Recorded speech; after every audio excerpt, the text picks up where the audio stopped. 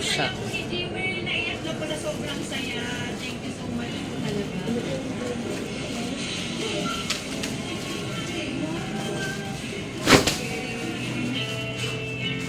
Kaya sila tinawag na special. Marunong silang magmahal din. Kaya nilang patunayan din sa sarili nila yung mga kayang gawin din ng isang normal. Huwag nilang pag-husgahan yung mga bata na yon kasi may mga puso din sila. Sa mundong puno ng ingay at panghuhusga, naroon sina Genesis at Jewel na nagpapatunay na ang pag-ibig hindi lang tungkol sa pagiging perpekto, kundi sa pagiging totoo.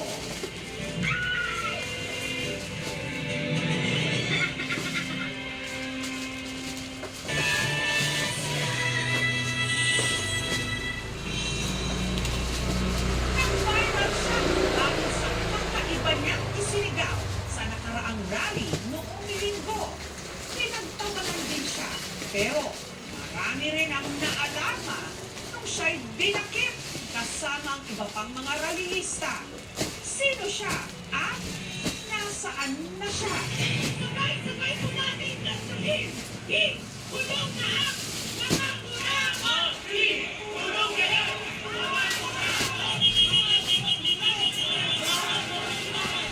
sa libo-libong dumalo sa trillion peso march nitong nakaraang linggo.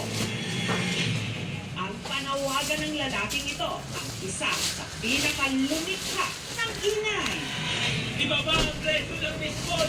Ibaba ang presyo ng discount baseball! Kwek-kwek! Wala. Dahil dito, naging instant meme siya. May kumalat pa nga ng mga litrato na nagpapatunay na fishball vendor siya. Kaya binansagan siya ngayon, fishball warrior.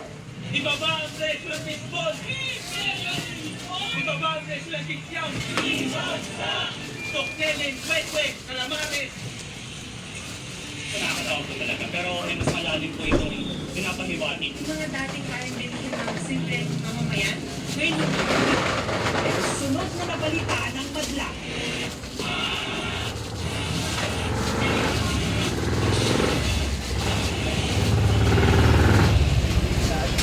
Dinakip siya ng mga pulis. Pagkasasos ng fishball. Ibaba ang presyo ng discount baseball! Cocktailin, kwek-kwek, calamares! Matamis na biro lang ba ang kanyang sigaw? Tignan niyo po yung aming hinaing! Hindi po sa kriminal! O maanghang na katotohanan o pusok-pusok sa ating realidad?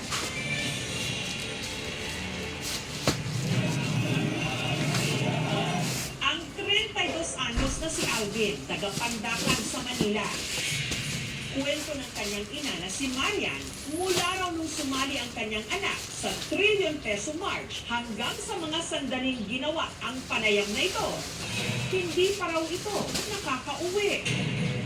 may video kayo na sa Facebook, pero tinignan ko, atak-atak yung pulis, pulit yung damit, nagano na lang, baka napahamak na siya. Kung ang panghuhusga ng iba naghahanap o sumasali lang sa gulo, si Alvin, para sa kanyang ina, isa raw itong mabuting anak. Tumutulong siya sa pagbukat ng mga paninda ko. Mahutusan mo siya. At taliwas sa kumakalat na litrato, hindi raw talaga fishball vendor si Alvin. AI o Artificial Intelligence lang pala ang nag-viral na litrato. Pero si Alvin, mahilig daw talagang kumain ng street food. Humihingi sa akin ng pera. Doon ko sa street food sa inuulan sa bahay. Suki na raw ito ng tinderang si Susana. Ang hilig niya talaga yung kikiyang fishball. Kung tayo mga nag-aaral ng kung magkano lang ang fishball, 50 centavos lang. Ngayon, wala 10 piso. Ang mga issue gaya nito, malapit daw sa bituka ni Alvin, lalo na kung ang apektado, katulad niyang mahirap. Alam niya, yung mga nangyayari sa paligid niya. Mahilig siya makinig ng mga balita. Pero po siyang pakialam sa bansa natin, lalo na yung mga about corruption. Hirap din kami sa buhay. Nag-short yung budget namin sa pagkain. Minsan wala kaming ulam. At alam niyo ba na nitong nakaraang eleksyon, si Alvin tumakbo pala sa pagka-mayor ng Maynila. Isa sa mga nakalaban ni Manila Mayor Isko Moreno. O gagamitin ko itong posisyon na to kung maaari manalo para i-voice out ang climate change sa Pilipinas. Pag nagkaroon daw ng mundo, gusto niya magkaroon ng pabayo mga taga-Maynila, tapos ilalagay sa probinsya. Natin ng mga kabataan, binigyan ng edukasyon tsaka bahay.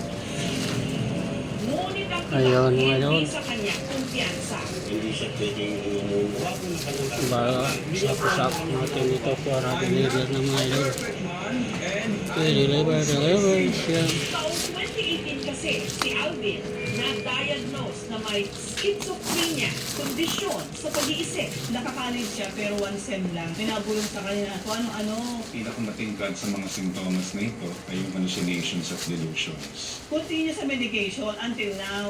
Kumakalma yung kanyang behavior. Nakakausap siya na maayos.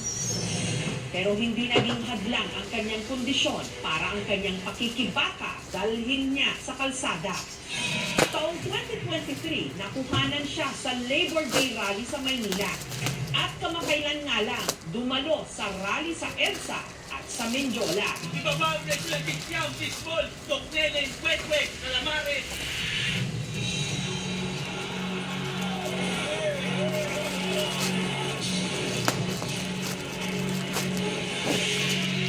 Sunod na lang na nabalitaan ni Marian, dinakip na ng mga otoridad ang kanyang anak.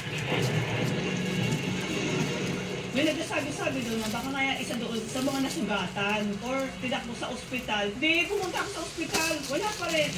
Puro saba ng loob yung nararamdaman ko. Sabi ko, bakit tinuli siya? Wala naman sa mayonente ginawa. Ano ang naging kaso ni Alvin?